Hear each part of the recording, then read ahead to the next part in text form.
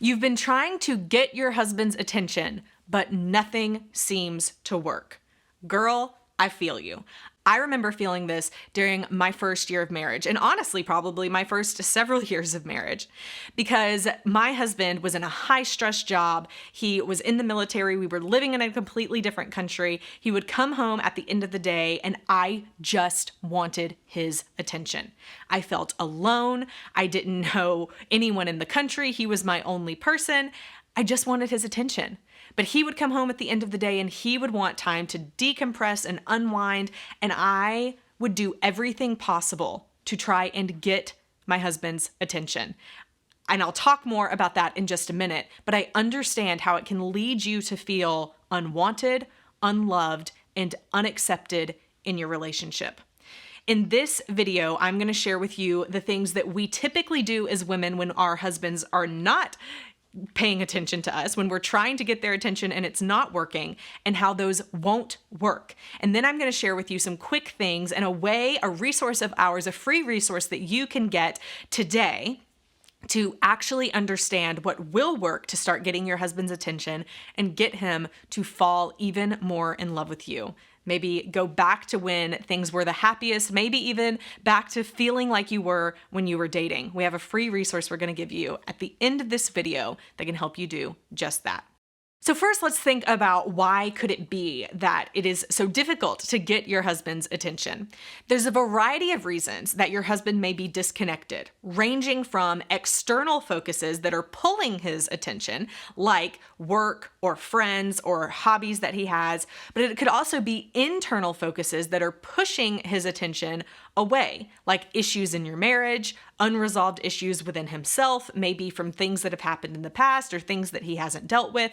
So those are the two different ways. There could be something outside of your relationship that's pulling his focus, or something happening inside of himself that's either pulling his focus inward, or something happening in your marriage that's pushing his focus out because he doesn't want to be engaged. But when husbands disconnect, women typically do one of four things to try and get their husband's attention. They try and push their husband to see them and hear them by doing what I call push behaviors, which is an acronym where every letter of push actually stands for something that we as women do that ends up pushing our husband away when we are trying to get their attention.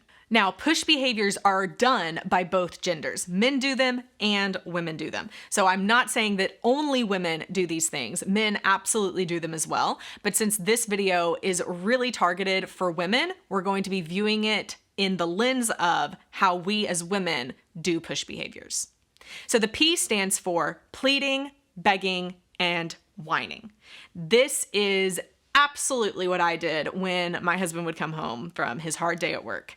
When he would come home and want to go to the bedroom and just read or disconnect by playing some games or whatever that looked like, I began to tell myself this is because he doesn't want to spend time with me.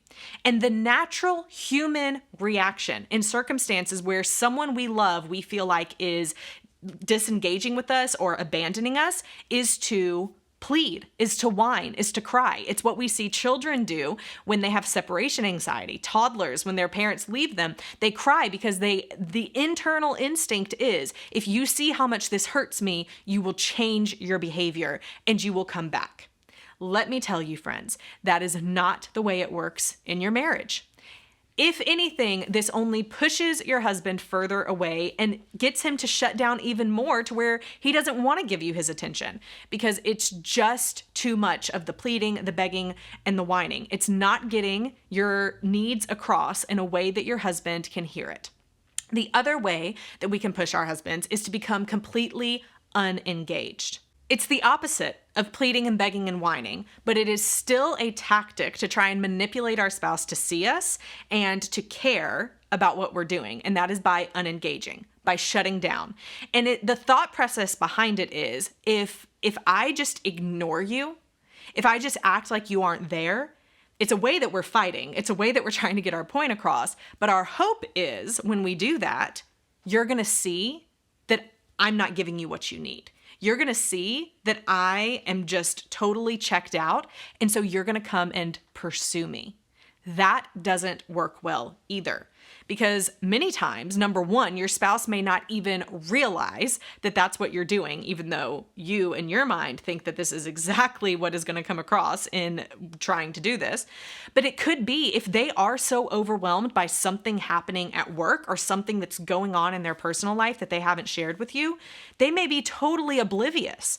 But you could read that as, see, they don't even care that I'm not engaging with them, that I'm ignoring them. That must mean that they don't care about our marriage. There's all these stories that we tell ourselves when we use these tactics, and most of the time they aren't right. So unengaging doesn't work either. The S stands for starting unnecessary fights.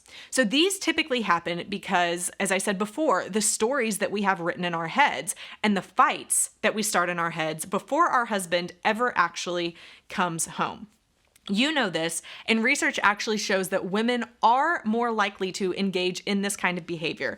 But picture this scenario. So your husband is doing whatever he's doing. Maybe he's out in the garage or doing whatever, outside mowing the lawn, he's at work, whatever it is. And in your mind, you're mad about something. You're mad about the fact that he's not giving you attention. You're mad about the fact you haven't really talked in the past week. And so in your mind, you're thinking, you know what? He's just out there getting all of his alone time. He doesn't even care how it's affecting me or the family, and you're getting worked up. Women have more of a tendency to do this than men. And you actually begin to start the fight with your spouse in your head before they ever come in the door. So that by the time they come in the door, you're so worked up about the fact that he's been selfish and he's done this and he's done that and he's not paying attention to any of your needs, that when you begin the conversation with him, you're starting deep into the fight that he didn't even know was happening. So we end up starting these unnecessary fights. We end up starting these fights where we're blaming and attacking our husband instead of actually asking our husband, what's going on? Is there something that's leading you to disengage? Because that would be so much better. And then the H stands for hovering, tracking, and controlling. This is a set of behaviors and practices that you may worry yourself into. You may begin to think, you know what, if he's not paying attention to me, I bet he's paying attention to other women. And so you try and break into his email or look into his Facebook when he's in the shower. You're getting his phone and trying to hack into it because you're trying to catch him in something. Let me tell you, that's not going to work either. Even if you find something, what are you going to do with that information? Oh, I know what you're going to do. You're going to show him the phone and you're going to say, really? You haven't told me this? But guess what? It's not going to actually help your marriage get better. I'm not saying you ignore when your spouse is involved with other people or hiding things from you, but I'm saying there's a better way to do that. And we have a separate YouTube video that talks more about that you can see linked to in the show notes. But these are the 4 things that we do. We plead, beg, whine, we unengage, we start unnecessary fights, and we hover, track, or try to control. And guess what? They're named push behaviors for a reason because it just pushes our husband even further away. So what do you do to try and get your husband's attention? We teach you that inside of the free mini course. You can get that course by clicking the link on the screen and you will get access to it starting today. You can start going through it right now. So how do you get your husband's attention? You stop doing all of these push behaviors and you begin doing the things that will actually attract your husband back to you. And we share those things with you in the free mini course. Comment below, let us know, have you done any of these behaviors? You don't have to be ashamed. We have all been there. But guess what? Now that you know what they are, now you can stop doing them so that you can actually have a better marriage. Share this with someone you know that might need it and get that free mini course.